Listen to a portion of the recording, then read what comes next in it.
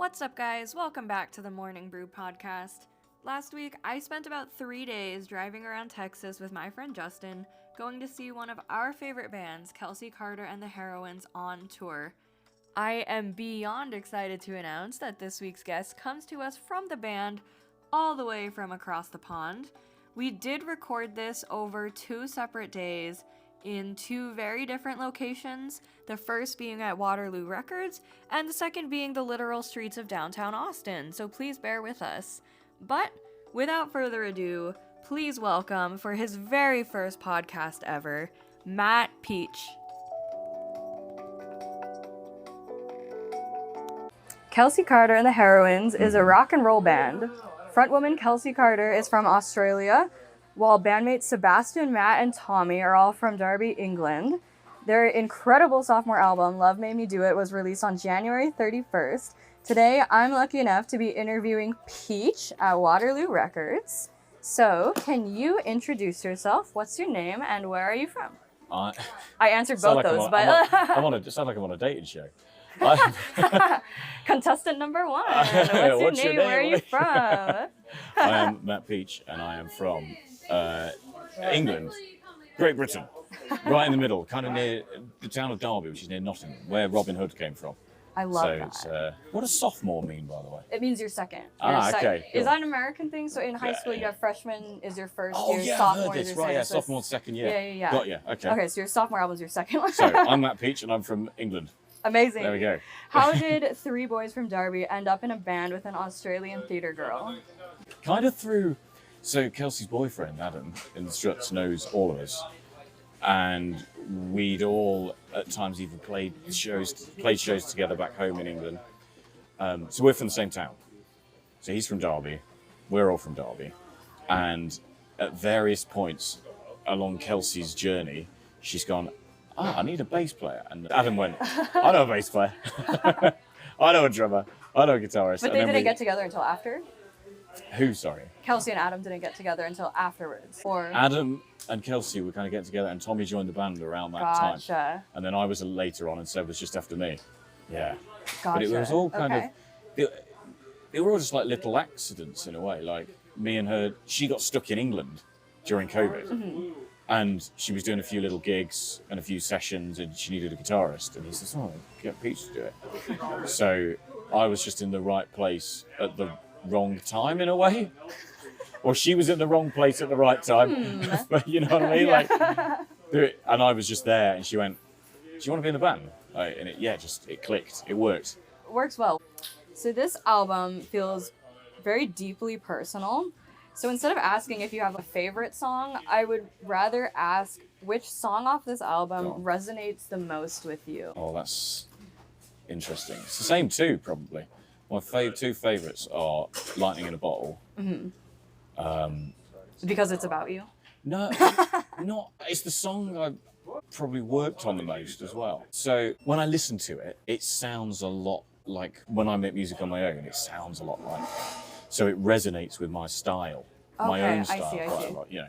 So that, in terms of resonating with me, that resonates with me a lot. Like I feel like really at home playing that song, and it's just an added bonus that it's about me. Like, so I really love it because it does those 2 things. It's great. In my style. I got to work on it a hell of a lot because we didn't, when a lot of the album was being recorded, we were joining the band, or when it was being written, we weren't in the band yet. So we ended up like not necessarily working on everything in every song. Gotcha. But that one, really clicked with.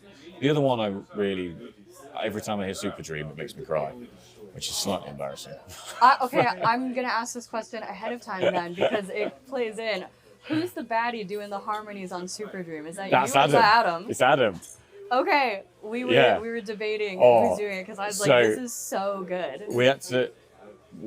So we're going to do that eventually in the acoustic set. I'm adamant we've got to do it. Tomorrow. But it's so hard. I was like, Adam, could staying with Adam, and he's like, can you teach me the harmony? It's like, I have no idea what I was doing. It was a nightmare. It was so hard, man. And so we isolated it out on the tracks. You have to do it in the studio. You know, you can get it right in the studio and nail it down. And then when we isolated it out, the harmony. I'm glad you've noticed because the harmony is chaos. That was the first thing I texted Justin It's when I was incredible. listening. I said, "Who's the baddie doing the harmonies?" Yeah, on it's Super so Dream? good. Yeah, such a good harmony. No, really it's really good. Just pop and do one more, Okay, and then I've got to pack up. bet. Right. And I'll see you But then tomorrow. we'll pick it up tomorrow. Okay. Lyrically, there's a few mentions of being part of a machine. Can you talk a little bit more about that? Where are the mentions? There's Malevolent Love Machine. That one, and then there's like, I'm just part of a Oh, machine. in Are You Entertained? Yeah. It's, well, this is more of a Kelsy question. I don't want to put words in her mouth. But she likes to be independent to a strong extent. Gotcha. And there's a lot of problems, particularly in the music world, where you get told what to do all the time. And there's like a machine corporation-y That's the like, be element to skinny, it. be sexy. Yeah, we'll just do this, do that. Oh, I think you should release this now. Oh, I think we should go and...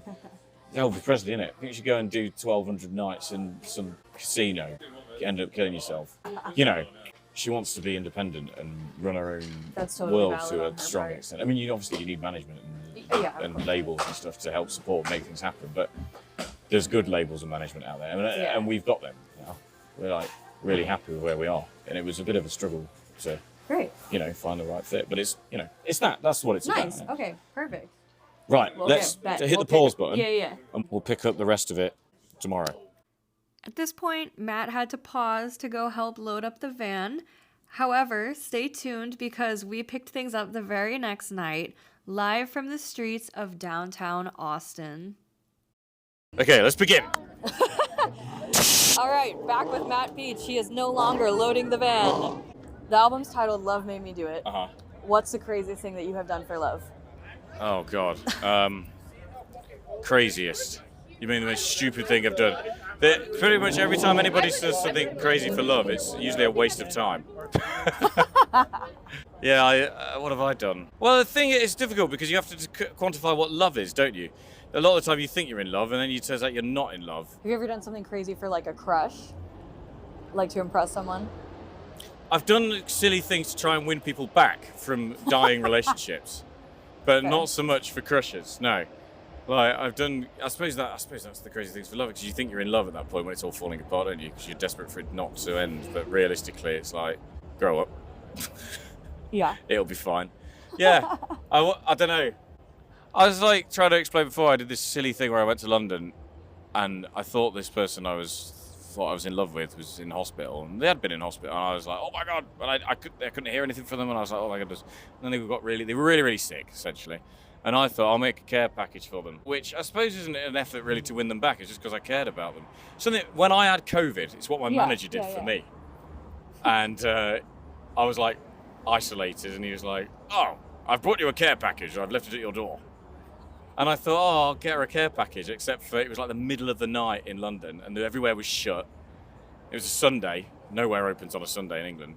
So I went to all these shops, got her favourite biscuits. I think I brought her a cuddly toy. That's cute. Is it cute, or am I an idiot? No, I think it's cute.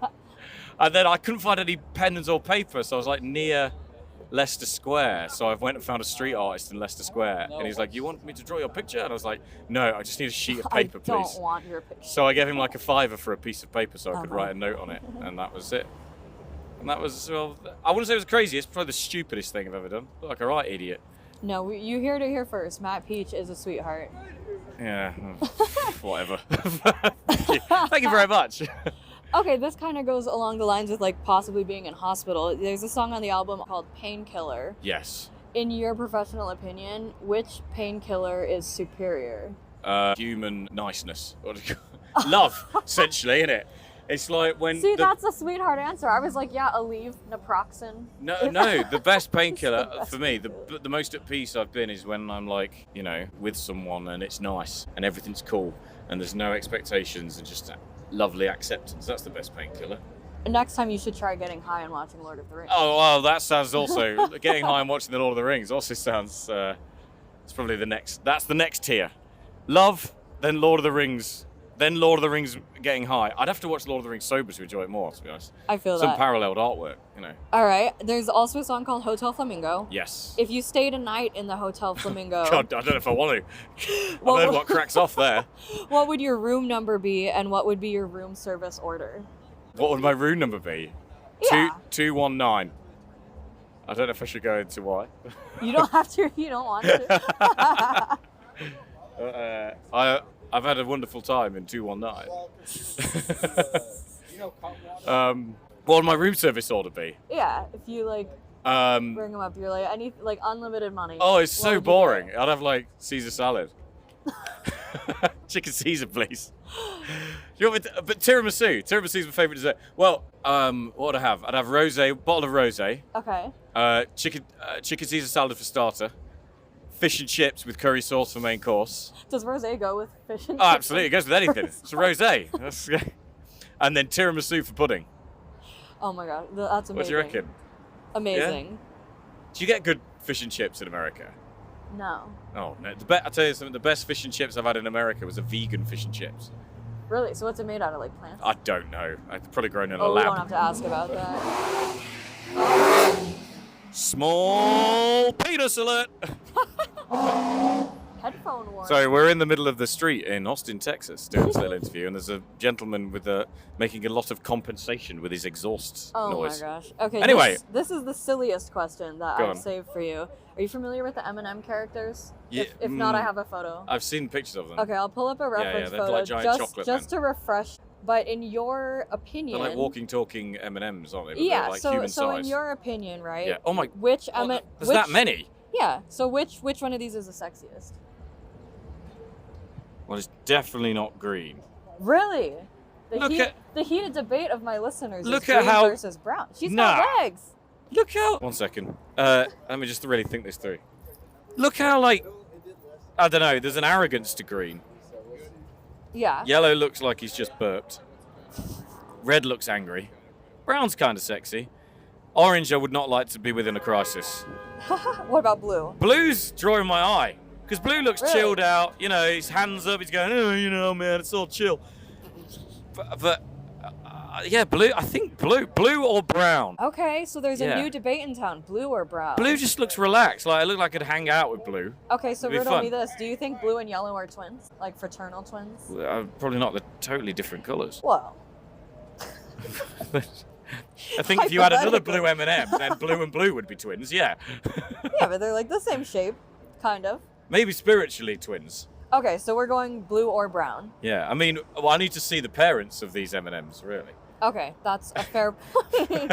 Okay, and then you seemed excited to... I've really thought about this too much. Yesterday at the record shop, you asked if I was going to ask this, but you seemed very already prepared. Which pant leg do you put on first, left or right? Pant? Is it pants or socks? What did you say? Socks. Okay, which sock? Is it not the same? No, I've got two socks. I've got my left sock and my right sock. I Yeah, think I put my left one on pants, first. You don't jump into the pants. You surely. I think I always go left first. Okay, so then what about? I think socks I always go left first. I don't know why. It's just me.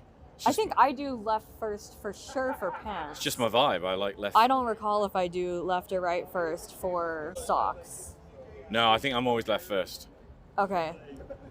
All right, left first it is. Okay, and then I will end with a somewhat serious but also just sentimental question for you. Okay, go on. Last year, the boys were not on tour. Yes. Due to a crime scandal. It wasn't the best of situations. Yes. Do you want to briefly explain what happened so I don't get it wrong? We thought we'd got visas secured from a company we were employing to get them, and then about a week before the tour, it turned out they didn't exist.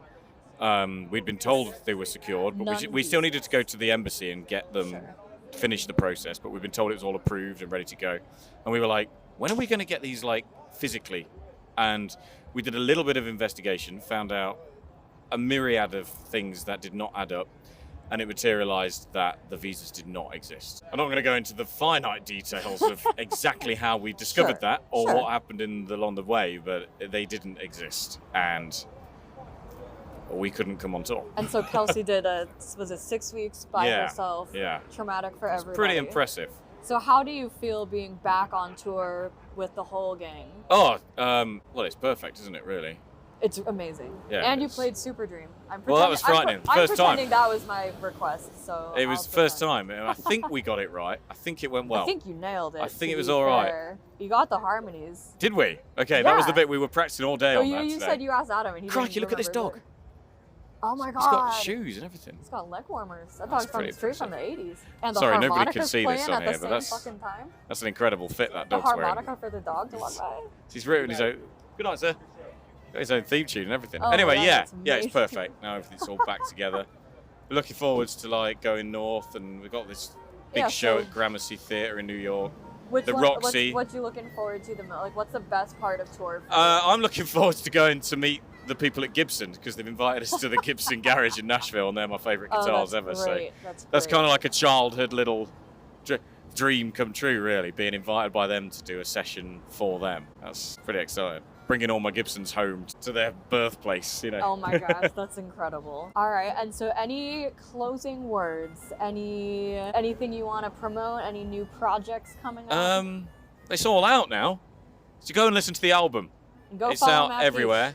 Go get all 3 versions of the vinyl, all 4 versions of the cassette. This gentleman's about to reverse into another car. He's got to be very careful there. Yeah, get them all in every format. Then listen to it repeatedly on Spotify, and I'll be very happy. Yeah. No, come to the shows if this is out before the tour's not over. It'll come out on next Friday, Valentine's Day. Valentine's Day. Happy Valentine's Day to all you people in a wonderfully stable relationship. Right. Thank you for saying it. Oh dear, there's an altercation going off. Amazing. Yeah, come to a show. I think at that point we'll be a few days ahead of New York, so we might be in Philadelphia or Washington. All right, so if you're East Coast, check out. New York won't have happened. New York's the 18th. So if you're in New York City, then come to our show at the Gramercy Theatre on the 18th. It's going to be flipping amazing. Oh my gosh, incredible. Right. Thank you so much. No, you're welcome. Thank you. It's been fun. Great questions. Amazing. Really enjoyed it. All right. Cheers. Sorry, we have to delete everything from earlier. No, you're all good. That's all for today's episode, guys. Thank you so much for listening. Be sure to go follow Matt Peach and Kelsy Karter and the Heroines. If you happen to be listening to this episode on the East Coast, go see them on tour. They're really good. Like, you will not regret going to see them on tour. Their album Love Made Me Do It is out everywhere. Please go and stream it. Thank you again for listening, and be sure to tune in next time because I'm going to be taking a deep dive into one of Austin's filthiest variety shows.